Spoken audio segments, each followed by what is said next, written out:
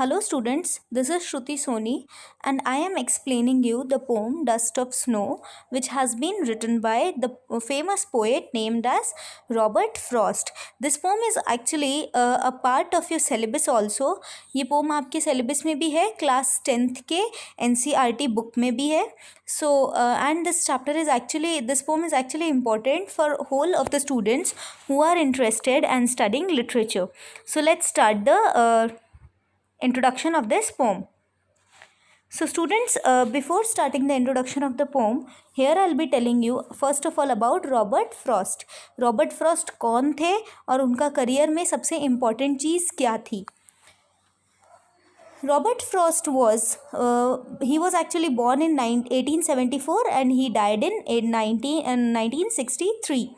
Was the world famous American poet. वो एक American poet थे. He became very famous for his poetry's engagement with New England locals. देखिए Robert Frost सबसे ज़्यादा famous अपनी writing के लिए इसीलिए हुए थे क्योंकि उन्होंने इंग्लैंड के जो लोकल लोग थे उनकी जो आइडेंटिटीज़ थी और वहाँ की जो लोकल थीम है, मतलब वहाँ का जो एनवायरनमेंट है, वहाँ के लोगों का रहन सहन, बात करने का तरीका, उन सभी से रिलेट करके पोएम्स अपनी ज़्यादा लिखी है जिसकी वजह से पर्सन ज़्यादा फेमस थे. Now here you can see his picture also. ये रॉबर्ट फ्रॉस्ट है.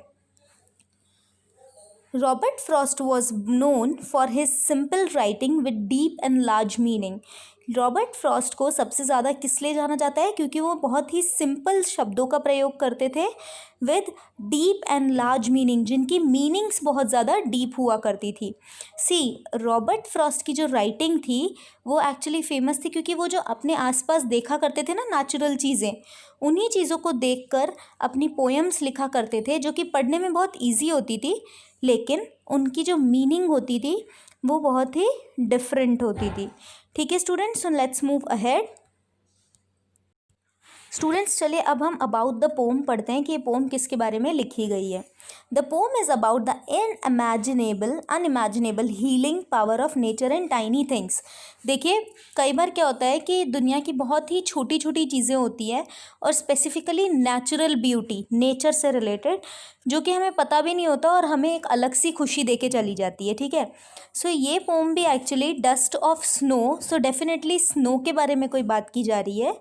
और यहाँ पर डस्ट का मतलब जो डस्ट हमारे घर में गंदगी धूल होती है वो नहीं है, बल्कि जो स्नो पेड़ से झड़ रही है इसीलिए उसे डस्ट कहा गया है.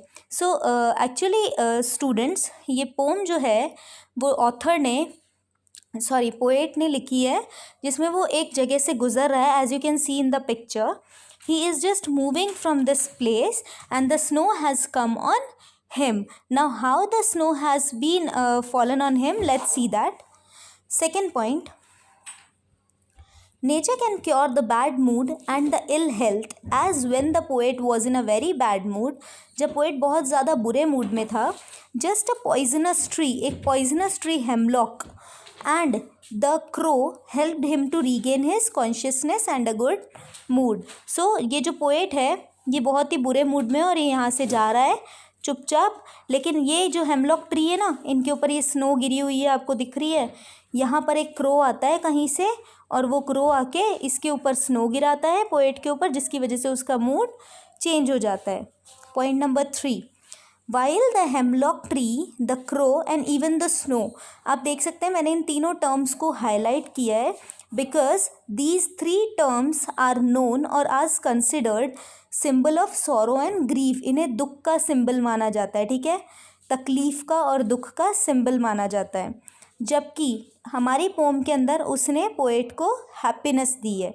देखिए here the poet presents that sometimes the symbol of negativity, doom and fear can also bring happiness in our lifes. कई बार यही चीज़ें हमारी लाइफ में खुशी भी ला सकती है.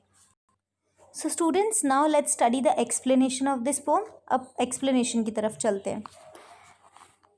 The way a crow Shuk down on me, the way a crow Shuk down on me, the dust of snow from hemlock tree. Students यहाँ पे मैंने वर्ड मीनिंग्स भी लिखे हैं.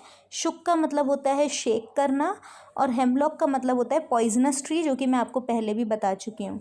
Explanation, The poet was walking through the woods and he crossed a hemlock tree, which is a poisonous tree and being considered as a symbol of doom and sorrow. So students, I have told you this thing before also that the poet was crossing, poet गुजर रहा था woods में से, यानी कि जंगल में से, जहाँ पर उसे ये हेमलॉक ट्री दिखा, मतलब दिखा क्या, वो वहाँ से गुज़र रहा था और उसने नोटिस किया कि उसके ऊपर कुछ आइस जो है वो गिरी है।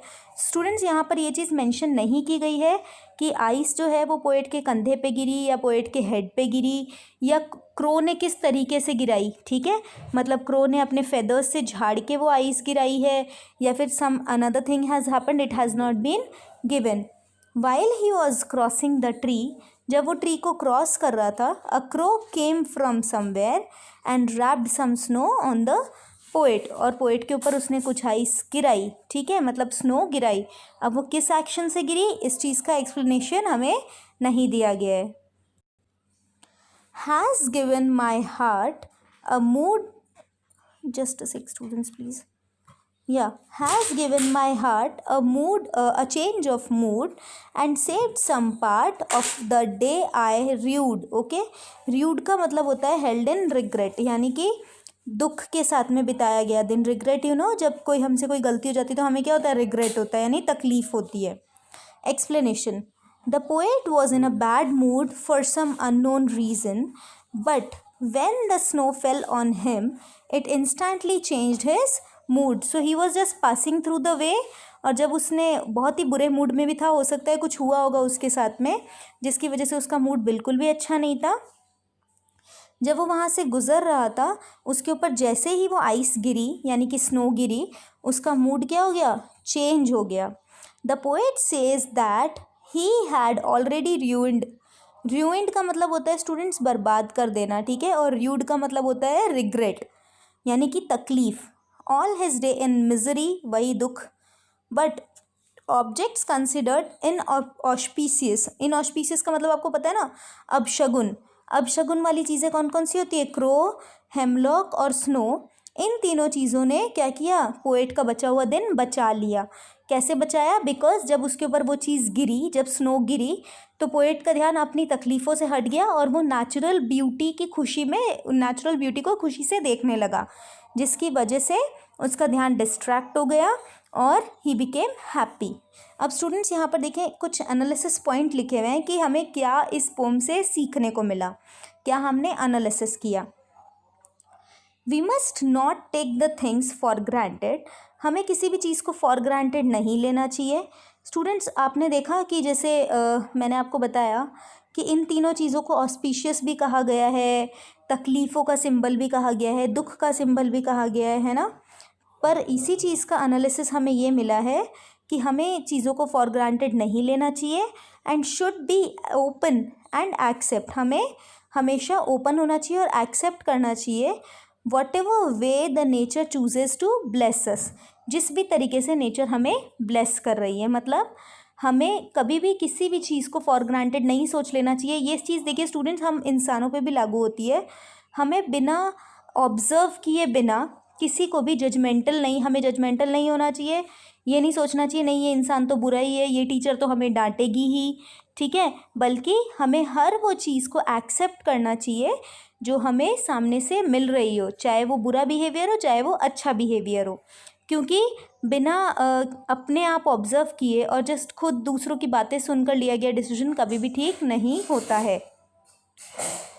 अब स्टूडेंट्स, हम इस चैप्टर के, इस पोम के लिटरेरी डिवाइसेस के बारे में जानते हैं। So students, let's see the literary devices. First of all, rhyme scheme, जो इस पोम की राइम स्कीम है। देखिए स्टूडेंट्स, मैंने यहाँ पर मार्क भी किया है ए बी, जो लास्ट वर्ड्स होते हैं वो राइम करने चाहिए, उसे राइम स्कीम कहा जाता है।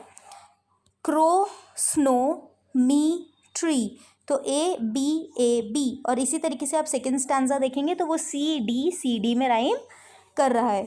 अब स्टूडेंट्स, नेक्स्ट जो इसमें लिटरेरी डिवाइस यूज़ हुआ है वो है एंजैबमेंट। एंजैबमेंट का मतलब क्या होता है, जब भी एक से ज़्यादा लाइंस में बिना पंक्चुएशन मार्क के बिना राइमिंग स्कीम बनाने के लिए पोएट उसे कंटिन्यू करता है तो उसे क्या कहते हैं, एंजैबमेंट कहते हैं। जैसे कि स्टूडेंट्स आप देख सकते हैं, the way a crow Shuk down on me, the snow of dust fall from a hemlock tree.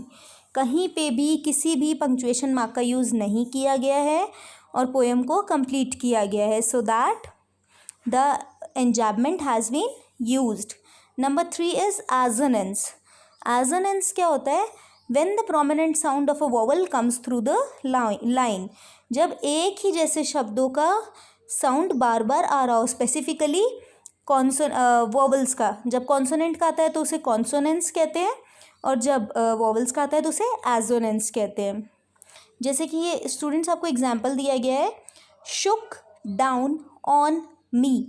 आप देख रहे हैं यहाँ पे ओ का साउंड बार बार आ रहा है, शुक डाउन ऑन मी, सो इसीलिए ओ यहाँ पर प्रोमिनेंट साउंड है। सो स्टूडेंट्स, इस तरीके से हमारा ये पोम कंप्लीट होता है। आई थिंक आपको पूरा पोम अच्छी तरह समझ आया होगा। If you are able to understand my poem very properly, so then please subscribe my channel. Thank you.